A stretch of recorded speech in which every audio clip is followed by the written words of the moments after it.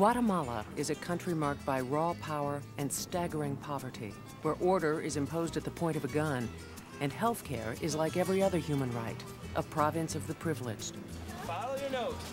For all their preparation, pediatric heart surgeon Dr. Robert Mischler and his 54-member heart repair team from Columbia Presbyterian Medical Center and 3 other hospitals could not have known what they'd face. We were forced into our first day into doing very, very sick patients because literally they were dying. They'd planned to take to Guatemala their expertise, perform some straightforward pediatric heart repairs, and train Guatemalan doctors, nurses, and staff to heal their own.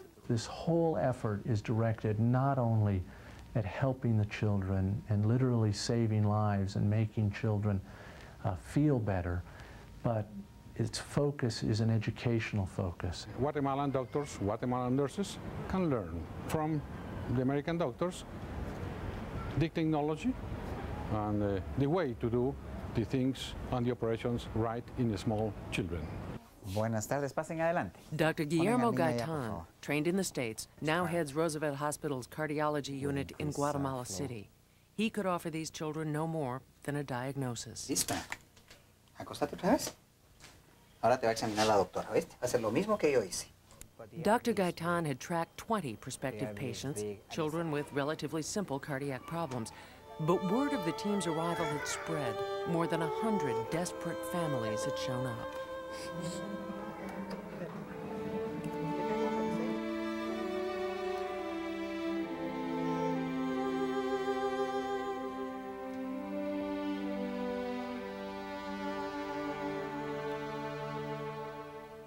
It's very touching, and you know, it's very bittersweet. There was a moment where all these kids and families converged on Guillermo Gaitan to ask if they had been the ones that had been selected. What Judy Douglas, nurse coordinator for Columbia's transplant program, and the doctors saw was the natural history of untreated heart disease. One child was carried across the border from El Salvador with a congenital heart lesion. The kid is going to die if he doesn't get an operation. Claudia Lopez was found squatting in a field by a UNICEF worker. Evelyn Johanna Ortiz had been bussed by her family through the mountains, gravely ill. I thought, I don't know what I would do if she were gone. I looked at her clothes, I looked at her toys, and I thought if she dies, I want to go with her. Byron Oliva is feisty, funny, and very, very sick, with a large hole in his heart, combined with pulmonary hypertension, a life-threatening form of high blood pressure. This little boy has a, what is called ventricular septal defect. So he has a hole in the wall that separates the pumping chambers. And it's a large hole, and his heart is extremely large. There was no complete medical data on the children. In 1 week, 75 were screened, given echocardiograms and catheterizations. They were all sicker than pediatric cardiologist Marian Kitchik had dreamed. That was the most incredible thing, was that first day walking into that emergency room and seeing 50 or 100 people in this little room, and all of them looking at me. I'm the blonde American doctor that's supposed to do something, and I felt horrible. I felt like there are just too many. We're just never going to make it through all these kids. Some were caught on time. Some could wait. For some, secondary disease was so advanced, it was too late. Every little detail of performing open heart surgery from soup to nuts, we literally had to think about and reconstruct and prepare for in order to have all that equipment transported to Guatemala. Monitors had missing modules. The team called in favors at Columbia to send equipment that would mix and match. Ventilators were scarce. There was nothing to keep the kids warm. Judy tore through boxes and found a pair of Mylar boots. She ripped them apart to make a blanket. The first day, the first surgery, it was Byron. There had been no suction devices to drain post-operative fluid and maintain negative pressure on tiny lungs. This doesn't work. Still doesn't work. Okay, let's get the other machine in, please. We'll need to borrow another one. They jerry-rigged suction tubing and connectors. When one child needed suction, everyone else had to shut theirs down. Okay, I want Gore-Tex and I want a 5-0 Surgiline. There were brownouts. The suction evaporated altogether. It's not sucking at all. Pretty, where are you? I know. You know, it feels like a war. People are patching things together with masking tape and hoping for the best. The best standard of care in combat conditions. It went very well. Things went very smoothly. As Byron was settling into ICU, Dr. Mitchler began the next operation. A baby, 5 months old, with a rare and fatal defect, total anomalous pulmonary venous return. A complex operation under any conditions, but they had no choice. Take some volume out, okay? Stop ventilating. Technically, the operation was textbook. The baby's blood pressure level was on the mark. As the baby went into ICU, Dr. Mitchler began the next operation and realized the monitor was giving the same reading. We've got to find out. It was broken. In the ICU, the baby developed rhythm abnormalities. In the operating room, the compressor broke down and took out the suction. Only oxygen tanks could keep the bypass machine working.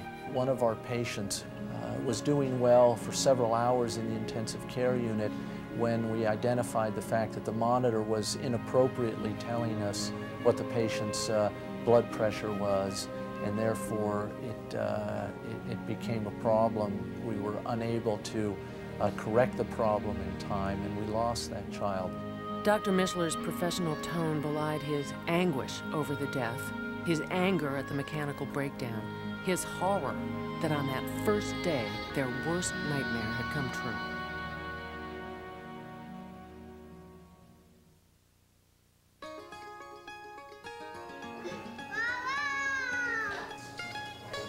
By the next morning, the compressor had been rebuilt, the equipment repaired, and by day 3, they had an operating theater and ICU that would rival any major hospital.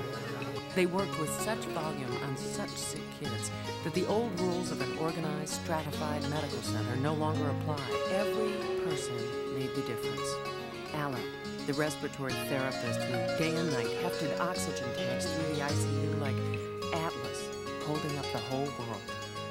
Debbie Horowitz, the nurse who stood by the monitors and drug grips at Byron's bedside, singing lullabies in Spanish. The families were right there, and the orphans, they had the whole team. I wouldn't describe it as war at all. I would describe it as the absolute ultimate in heart surgery for any heart surgeon. This is really what we all live for and what we enjoy doing. In 1 week, this mission accomplished what would have taken a month at a medical center with all the trimmings. The speed of the children's recovery astounded the team. Children who had open-heart surgery in the morning were walking that night, chest tubes pulled and faces rosy. I think we all can feel for parents and know that there's nothing more precious than the life of a child, and to help in some little way to see to it that these children have had a major life-threatening illness taken care of is extremely satisfying. Evelyn Johanna, the last of 26 tiny patients, did so well she bypassed the ICU altogether. Byron went home a perfect 4-year-old. For me, this is a dream to have this happen to our son. We would have left it in God's hands if he was not able to get the surgery this week, and we wish the Lord blesses you all. The Columbia team had taken very sick children with no chance of survival and given them life. They had transported their own knowledge, commitment, and equipment to the Third World. They had made history. And within 2 months, the Guatemalans were performing 4 heart repairs a week.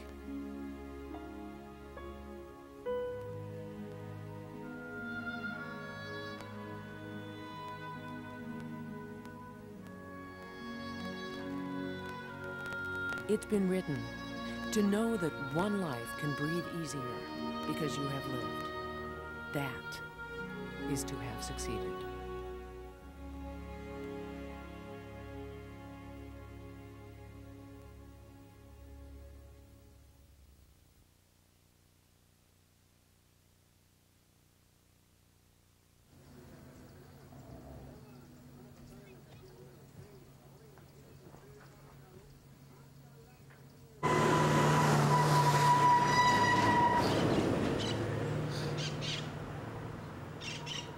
piece of paper out of there. Huh.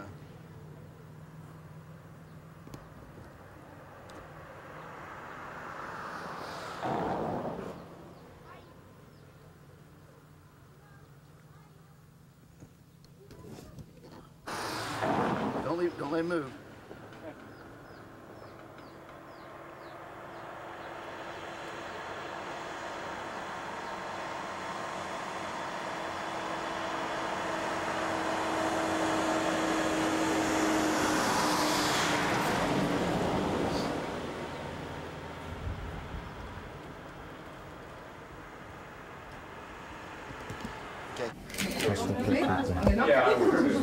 ¿Está lista?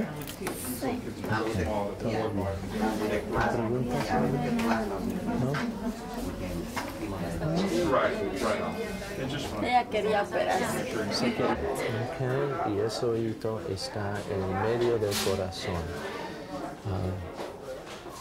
Hay que operarle para que los pulmones puedan estar normales. Los pulmones ahora no están normales. ¿Usted entiende? Sí. Okay. Hay que hacer cicatriz. Byron, déjame las manitas. Hondo, que poco a poco vamos a... Ok. ¿No? Vas a volar, vaya. La tecnología es infrarroja.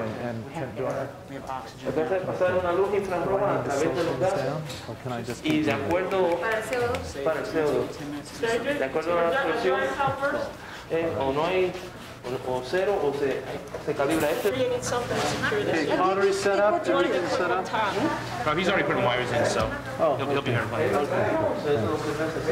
Did he close the pericardium? Yes. Okay, we should write that. Yeah, you'll get it. Had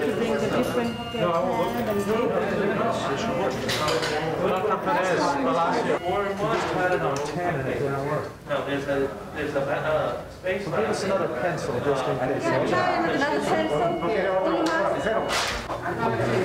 That's too short. This is the other thing. Just get the yellow one.